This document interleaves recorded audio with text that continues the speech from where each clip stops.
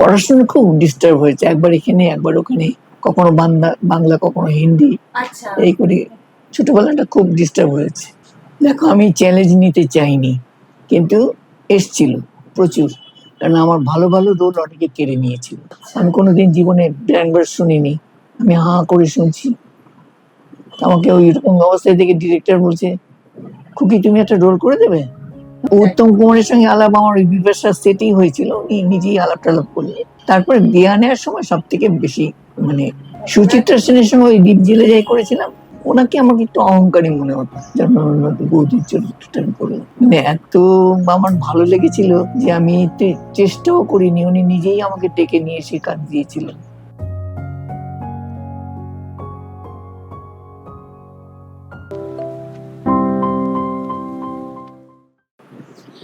আজকের পডকাস্টটা একদম অন্যরকম, কারণ দেখেই বুঝতে পারছো আজকে আমরা স্টুডিওতে নেই। এই প্রথম একটা পডকাস্ট যেটা আমি চলে এসেছি একদম বাড়িতে। কিন্তু কার বাড়িতে এসেছি, যে মানুষটির বাড়িতে আজকে এসেছি, সে মানুষটি আমার ভীষণ পছন্দের একজন অভিনেত্রী এবং তার সঙ্গে ভীষণ প্রিয় একজন মানুষ।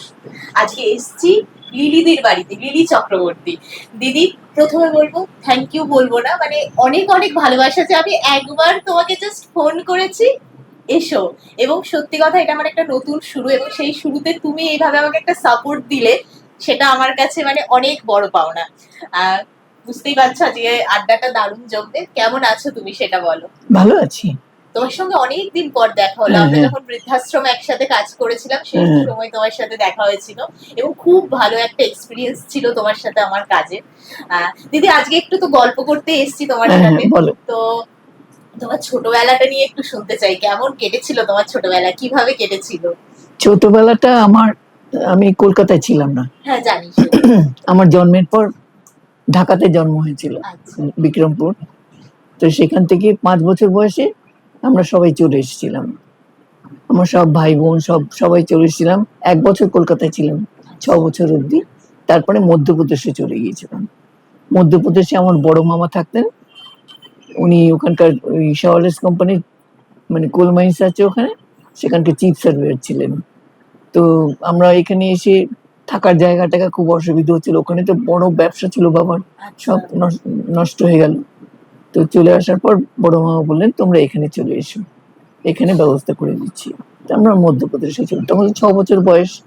আর বাবারও বেশি দিন থাকতে পারলো না, কারণ হিন্দিটা বাবা ঠিক বলতে পারতেন না, অসুবিধা হতো। আমরা তো ছোটবেলা থেকে ওই এর সঙ্গে তার সঙ্গে মিশে হিন্দিটা ভালো মানে মানে বলতে পারতাম, অসুবিধা হতো না। তো ওখানে বাড়িতে স্কুলের একজন মাস্টার ছিলেন ওখানে, বাঙালি, উনি আমাদের বাংলা শেখাবার জন্য মা ওনাকে রেখে দিলেন।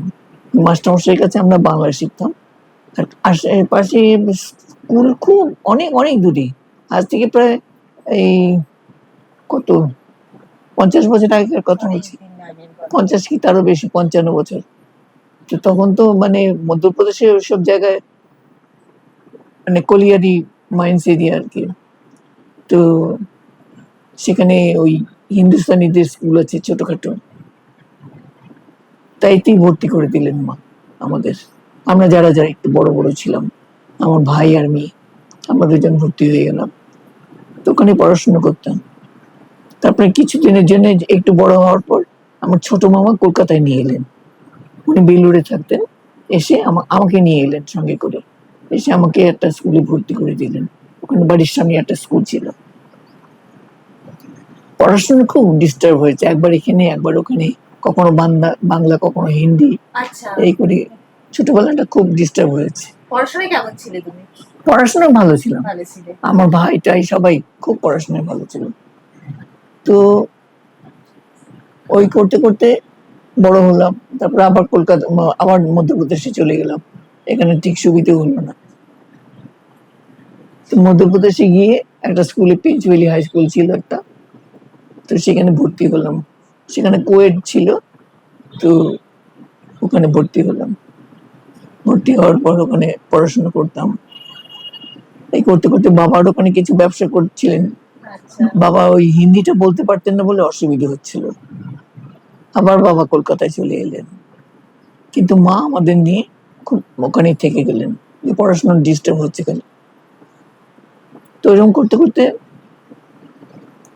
কখনো কলকাতা, কখনো মধ্যপ্রদেশ, চিনওয়াড়া, পড়াশিয়া, আমার বড় মামার ওখানে চলে গেলাম।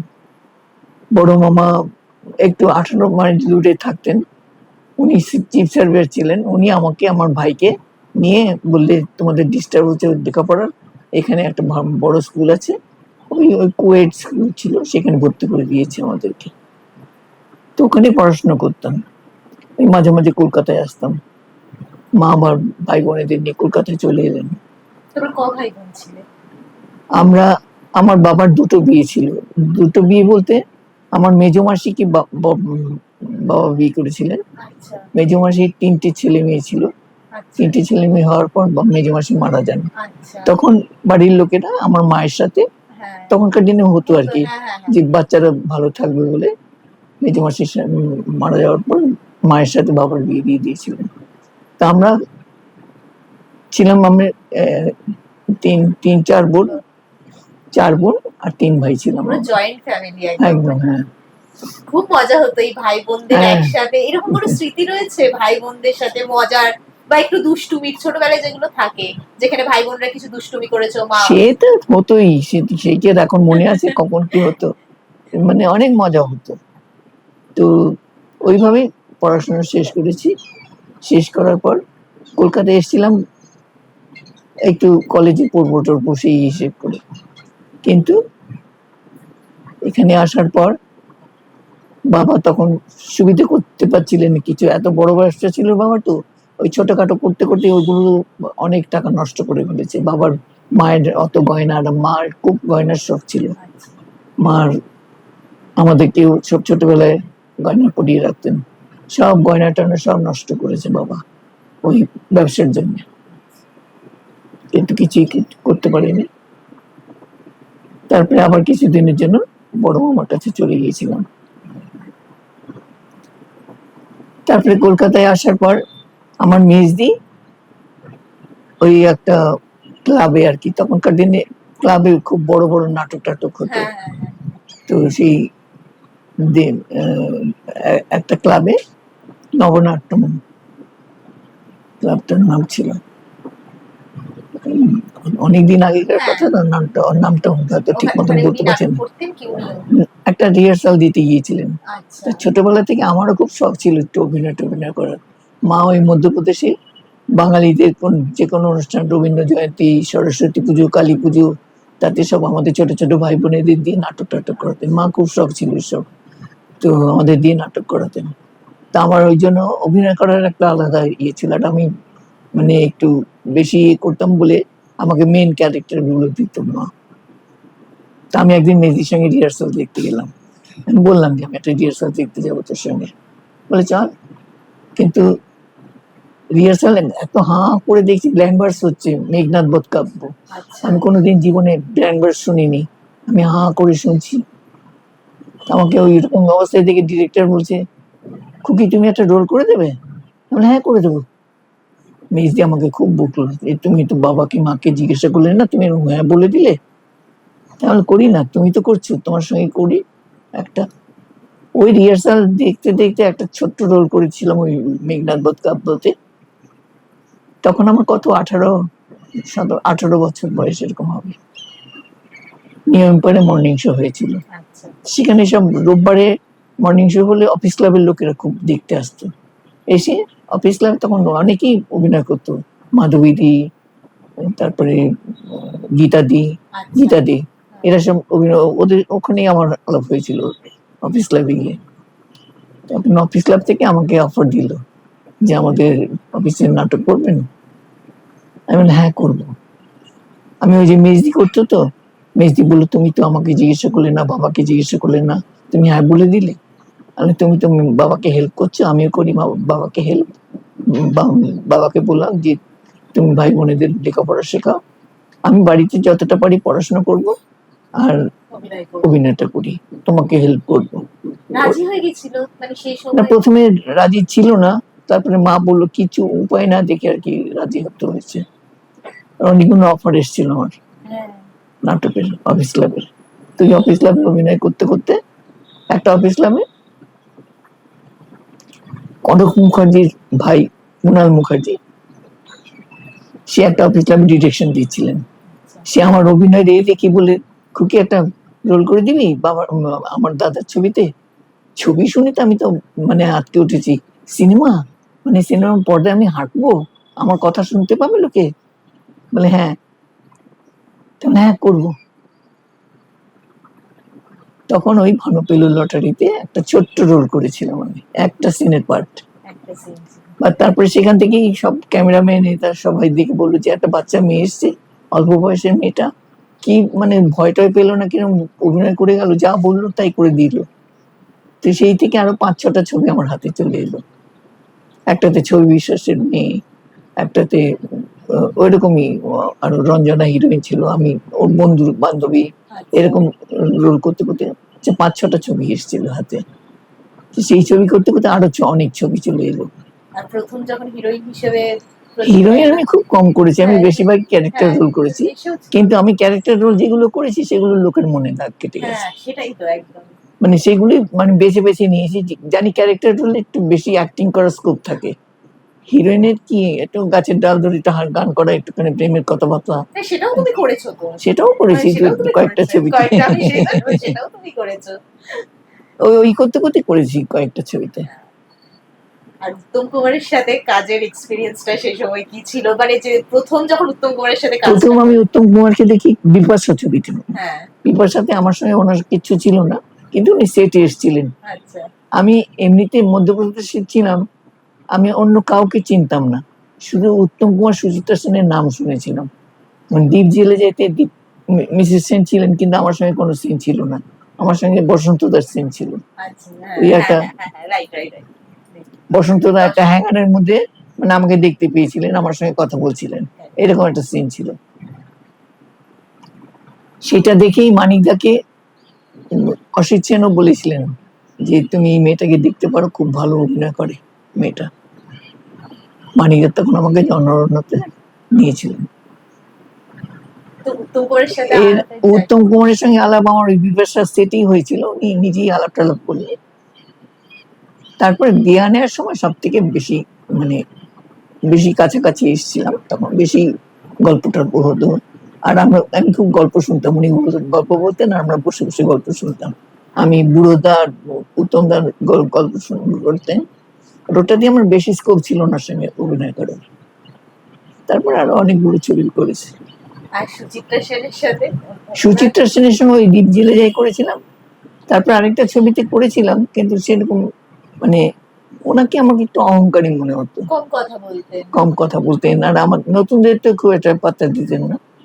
তো আমার একটু অহংকারী বলেও মনে হতো, আমিও নিজে যেতাম না কথা বলতে ওইরকম। না উত্তম কুমারের সাথে যখন স্ক্রিন শেয়ার করেছো সেই সময় হয় না যে উনি তো অনেকটা সিনিয়র ছিলেন তোমার থেকে, তো কখনো এরকম অভিনয়ের সময় কিছু গাইড করতো বা এই ধরনের কিছু বলতো না, উনি নিজের পার্টটা নিয়ে না না, নিজের পাঠ করতে কিন্তু আমি নিজে জিজ্ঞাসা করতাম জিজ্ঞেস করতো? যেটা দাদা এটা এইভাবে, হ্যাঁ তুমি ঠিক বলছো, একদম এরকম ভাবে বলবি। ভীষণ সুইট একটা মানুষ ছিল। আচ্ছা এবারে এটা মানে আমরা শুনি যে উত্তম কুমার এতই সুন্দর ছিল যে যেই দেখতো, যেই নায়িকাই দেখতো সেই প্রেমে পড়ে যেত মানুষটা। তো সেটাকে নিয়ে তুমি কি বলবে? না না, প্রেমে পড়ার মতনই মানুষ ছিলেন, কিন্তু ব্যবহার এত ভালো ছিল না, মানে ওনার সঙ্গে গল্প করতেও ভালো লাগতো। দেয়া নেওয়ার সময় তো খালি গল্পই হতো আমাদের, উনিও গল্প করতেন, আমরা শুনতাম, গুরুদা গল্প করতেন, আর দুজনে মিলে যখন গল্প করতাম আমি হাঁ করে শুনতাম, কেন সেটে আর কেউ নেই, আমরা 3 জন। দিদি বলছি এত লম্বা একটা তোমার কেরিয়ার, এই কেরিয়ারে তোমার চ্যালেঞ্জিং সময় এসেছিল, চ্যালেঞ্জ নিতে হয়েছিল? দেখো আমি চ্যালেঞ্জ নিতে চাইনি, কিন্তু এসছিল প্রচুর, কারণ আমার ভালো ভালো রোল অনেকে কেড়ে নিয়েছিল। আচ্ছা কেড়ে নিয়েছিল বলতে এরকম কিছু যদি তুমি আমাদের সাথে না, আমি নাম তো বলতে পারবো না, মানে কোনো একটা কেন একটা ভালো রোল এসছে, আমি করবো একদম ফাইনাল, সব ঠিকঠাক হয়ে গেছে, ডিরেক্টর নিজে বলেছে, তারপর ডিরেক্টর নিজেই বললো যে কি করবো, সে এসে এমন ভাবে হাতে পায়ে ধরলো, এসে আবার ডিস্ট্রিবিউটারের বাড়িতে চলে গেল, তাকে গিয়ে বললো যে আমাকে তো ওই রোলটা লিলি যা টাকা নেই তাই আমি নেবো। তখন তো আমি ওদের খুব নাম তখন, আমি নতুন একদম উঠছি, তাহলে কি করবো, নিয়ে নিচ্ছে। আমি আমার কপালে থাকলে আমি ভালো পাবো, কিন্তু তার যদি যা হয়েছে, আমি যা মানে যেসব ডিরেক্টরদের সঙ্গে কাজ করেছি তারা সেই সব ডিরেক্টরদেরকে পাইনি। আমি সত্যজিৎ রায় থেকে শুরু করে তনু মজুমদার করে প্রত্যেকের সঙ্গে কাজ করেছি, আর প্রত্যেকে আমাকে বাড়ি থেকে ডেকে নিয়ে গিয়ে কাজ দিয়েছে। আমি কারোর কাছ থেকে কেড়ে নিইনি কোনো রোল। ওইটাও সত্যজিতের ছবিটাও চেষ্টা করেছিল একজন, আচ্ছা বৌদি কি বলেছে যে দাদাকে বলুন না ওই চরিত্রটা আমাকে দিতে। দাদাকে বলতে দাদা বললেন না, এটা লিডই করবেন, কাউকে দেবো না এটা। সেটা আমাকে বম্বে থেকে ডেকে নিয়ে গিয়ে জনরণতে কাজ করিয়েছিল। আচ্ছা। তো কেমন সত্যজিৎ রায়ের সাথে একটু কাজের অভিজ্ঞতা তুমি বলো, কেমন ছিল? প্রথমেই তো অনেকদিন আগে একবার ওনার সঙ্গে আলাপ হয়েছিল। উনি আমার টেস্ট ফেস্ট নিয়েছিলেন ওই যে অপু সংসারের সময়। আচ্ছা তখন আমি একদম ছোট, নতুন, কিছুই জানি না, মধ্যপ্রদেশ থেকে এসেছি। সে বৌদি সাজিয়ে টাজিয়ে দিয়েছিলেন, মেকআপ তো করাই, এবং লম্বা চুল ছিল, এরকম কালো লম্বা, এত লম্বা চুল ছিল। সে কখনো বিন্নি করি, কখনো খোঁপা বেঁধে, কখনো খোলা চুলে অনেক ছবি তুলেছিলেন উনি। আচ্ছা তোলার পর বললেন তোমাকে আমার খুব পছন্দ হয়েছে, কিন্তু একজন কেমন কথা হয়ে আছে, ওর স্কুল নিয়ে একটা প্রবলেম হচ্ছে, তো ও যদি করে তাহলে কিন্তু আমি তোমাকে নিতে পারবো না, তখন মনে দুঃখ করো না। আমি বললাম ঠিক আছে, আমি তো তখন মধ্যপ্রদেশ থেকে এসেছি, কে সত্যজিৎ রায় কে কি আমি তখন চিনতাম না। পরে বুঝলাম যে আমি কি হারিয়েছি। যাই হোক, আমি কোনো মানে এই ফিল করিনি, কোনো কষ্ট হয়নি আমার। কিন্তু আমি যখন জনারণ্য করছি, সেটা আমি বম্বেতে ছিলাম। উনি আমাকে চিঠি লিখে পাঠিয়েছিলেন যে তোমার ফুলেশ্বরী দেখি আমার খুব ভালো লেগেছে, তুমি ওখানকার কিরকম অ্যাসাইনমেন্ট আছে আমাকে জানো, আমি তোমাকে আমার একটা ছবিতে নেব। আমি তখন সব কাজ ছেড়ে সবাইকে, ঋষিদার সৃষ্টিদার সবাইকে বললাম, ঋষিকেশ মুখার্জি কাজ করছিলাম। উনি বলে হ্যাঁ হ্যাঁ ওটা করো আগে, আমাদেরটা ঠিক আছে আমরা পরে করবো। আমি একদম চিঠি লিখে জানিয়ে দিলাম যে আমি আসছি। ওরা দুটো এয়ারের টিকিট পাঠিয়ে দিল, তখন আমার বিয়ে হয়ে গেছে। আমার হাজবেন্ড আর আমি কলকাতায় চলে এলাম। তারপরে দিনই ওনার প্রোডাকশন ম্যানেজার এসে আমাকে বাড়ি থেকে নিয়ে গেলেন। বৌদি বলে তোমাকে সেই ছোট্টবেলায় চুল টুল বেঁধে দিয়েছিলাম, সেই চুলগুলো কোথায় গেল? আমরা কি করবো, প্রোডাকশনের মানে ছবিতে কাজ করতে গিয়ে কত লাইটে খেয়ে শোতে চুলগুলো নষ্ট হয়ে গেছে। তখন অনেকটাই পাতলা হয়ে গেছিল চুলটা, এটা লম্বা ছিল চুলটা। তো যাই হোক, আমি জনরণ্যতে সিলেক্ট হলাম, জনরণ্যতে বৌদির চরিত্রটা আমি করলাম। মানে এত আমার ভালো লেগেছিল যে আমি চেষ্টাও করিনি, উনি নিজেই আমাকে ডেকে নিয়ে এসে কাজ দিয়েছিলেন, বম্বে থেকে তুলে নিয়ে এসে। মানে সেটা শুধু আমার অভিনয় দেখে, ফুলেশ্বরী দেখেছিলেন, হ্যাঁ আরো অনেক ছবি টবি দেখেছিলেন, দেখে ওনার পছন্দ হয়েছিল যে মেয়েটা এত স্বাভাবিক অভিনয় করে। তো আমি ঠিক যেরকম অভিনয় করি সেরকম করেছি, ওনাকে আমাকে শেখাতেও হয়নি এটা করো ওটা করো এভাবে করো, কোনোদিন বলতেও হয়নি। আমি কাজ করব না অনেকদিন ভেবেছি, আর করব না, কারণ এখনকার এদের সঙ্গে ঠিক আমাদের পোষায় না আর কি ঠিক মতন। হয়তো ওরা বলবে এটা দিদি এইটা চাই, হয়তো করলাম, তো ওদের আবার আরেকটু ডিমান্ড থাকে বেশি। নাটক করতে বেশি ভালো লাগতো, কারণ একদম স্টেজের উপরেই পুরো রিয়াকশন গুলো পেয়ে যেতাম। প্রথম 7 দিনের আউটডোর ছিল, পরে 15 দিনের আউটডোর ছিল, ছুটি দেবে না। তখন আমি থিয়েটার ছেড়ে দিলাম, যে ভালো ভালো ডিরেক্টরদের ছবি আসছে আমি ওগুলো করি। আমি ওখানে গিয়ে সেজে নিতাম ঠিক এরকমই, যেটুকু রোলের জন্য দরকার, কেন এতদিনের একটা অভিজ্ঞতা তো আছে, আমার দরকার হয় না লুক সেটের। ভেবেছিলাম থাকবো বম্বেতে, কিন্তু ওখানে ওই লোকের বাড়ি বাড়ি গিয়ে বলা এটা আমার পোষালো না, তার থেকে আমি কলকাতায় কাজ করবো। কলকাতায় ওরা ডেকে ডেকে আমাকে কাজ দেয়। তো এইরকমই অনেক চরিত্র আমি করেছি, এত পছন্দের চরিত্র আমার সবকটাই। আর যখনই যেটা করতাম মনে হতো যেটাকে ঠিক আরো সুন্দর করে করবো।